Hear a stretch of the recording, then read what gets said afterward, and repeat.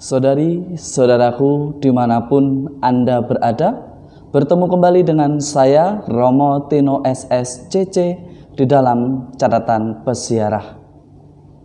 Di dalam perjalanan hidup, aturan diperlukan untuk membuat dinamika hidup lebih teratur dan iman semakin berkembang serta manusia semakin dewasa dan bijaksana.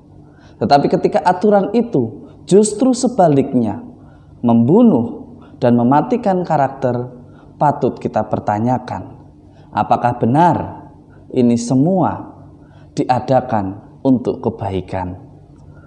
Mari sebelum mendengarkan permenungan dari catatan peziarah, kita membuat tanda kemenangan Kristus. Dalam nama Bapa dan Putera dan Roh Kudus. Amin. Allah Bapa yang Maha Kasih, kami sungguh bersyukur karena Engkau telah menjadikan kami anak-anak-Mu.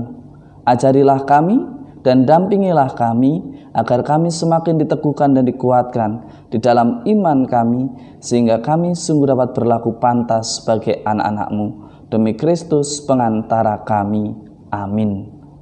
Saudari-saudaraku dimanapun Anda berada, hari ini di dalam nubuat Yesaya meneguhkan dan menegaskan, barang siapa berdoa di dalam ketulusan, Tuhan pasti mendengarkan. Di dalam doa yang tulus artinya ialah kita berdoa bukan karena untuk ajang balas dendam, bukan pula karena keirian, bukan pula doa itu untuk mengatur Tuhan demi hidup kita menurut cara pikir dan pandangan kita.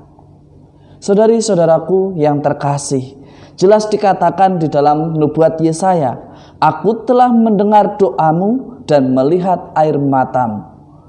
Allah akan selalu memberikan yang terbaik menurut rancangannya atas hidup kita. Tuhan pasti mendengarkan doa-doa kita, tetapi juga Tuhan mengerti mana yang terbaik bagi perjalanan hidup kita, bagi masa depan kita. Tempat di mana berdoa itu tidak menjadi suatu hal yang amat penting, tetapi disposisi batin, persiapan suasana batin di dalam doa, disiapkan dalam ketulusan, kemurnian hati, itu yang lebih penting di dalam membangun komunikasi dengan Allah. Seringkali kita jatuh hanya di dalam aturan-aturan dan akhirnya justru aturan-aturan yang tidak perlu diadakan akhirnya membuat orang semakin tidak berkembang dan semakin dikerdilkan. Di dalam Injil hari ini, dalam Injil Matius, Yesus menegaskan kepada kita semua, Anak Manusia adalah Tuhan atas hari Sabat. Artinya bagaimana? Kita tidak diajarkan untuk melanggar aturan, tetapi juga kita diajarkan untuk membuat manusia lebih manusiawi. Aturan diadakan mestinya tujuannya ialah untuk membuat manusia di dalam dinamika hidupnya, di dalam bermasyarakat, hidup bersama, berkomunitas, menjadi lebih teratur, menjadi lebih terarah, menjadi lebih berkembang dan bertanggung jawab. Tetapi ketika aturan itu mengekang kreativitas, mengekang kebebasan, mengekang cara pikir, akhirnya kita perlu berefleksi, buat apakah aturan itu diadakan? Jika hanya untuk mematikan karakter, kita mesti berpikir ulang, apakah benar semuanya harus saya yang melakukan? Apakah benar semuanya harus kelompok-kelompok tertentu yang harus melakukan, akhirnya dengan menciptakan sebuah aturan bahwa ketika ada sesuatu harus ke orang ini, dan orang ini. Aturan yang seperti inilah yang akhirnya mematikan karakter kita sebagai orang beriman. Di dalam hidup menggereja, jangan karena intensi pribadi akhirnya kita membuat aturan yang menghambat perkembangan iman di dalam hidup menggereja. Aturan itu mestinya membuat dinamika gereja semakin berkembang, semakin hidup, semakin banyak orang bergabung dan terlibat di dalam pelayanannya. Jangan kita membuat aturan, jangan kita membuat sesuatu yang melebihi dari hukum gereja, yang melebihi apa yang telah ditetapkan oleh suatu keuskupan. Saudari-saudaraku yang terkasih, Yesus menegaskan kepada kita kembali, jangan sampai kita hidup di dalam aturan, akhirnya rasa kemanusiaan kita, rasa bela rasa kita, rasa belas kasihan kita itu hilang. Sebagai contohnya ketika kita pergi ke gereja, kita mau misa, mau melakukan perayaan Ekaristi, ketika di jalan ada orang yang memerlukan pertolongan kita dan sangat mendesak harus diantar ke rumah sakit, mestinya kita sebagai orang beriman mengantar beliau, orang yang sakit itu, ke rumah sakit. Karena tidak ada keterbatasan, karena ada keterbatasan kendaraan. Mungkin, ya. Apakah ini tindakan yang benar? Benar, karena apa? Perayaan Ekaristi di gereja tidak hanya pada jam itu.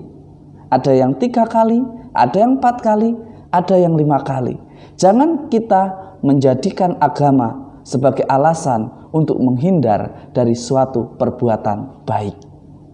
Yesus mau mengatakan, lebih baik mana menjadi orang yang pura-pura berdoa tetapi tidak peduli pada sesama, tetapi bagaimana dengan orang yang menolong terlebih dahulu, menggeser waktunya karena dia tahu ada perayaan Ekaristi berikutnya.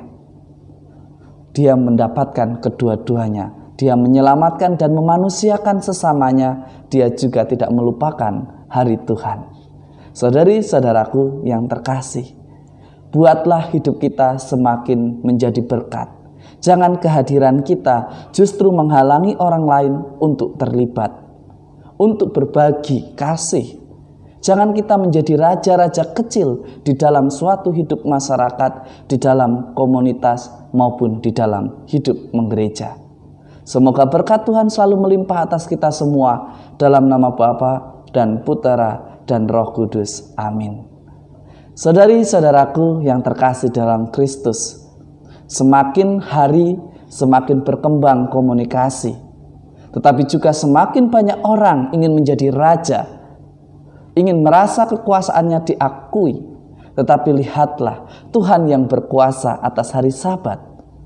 Maka kita kalau mengaku diri sebagai murid Kristus, buatlah sesamamu manusia, buatlah saudaramu manusia, buatlah sesama saudara seimanmu sebagai manusia.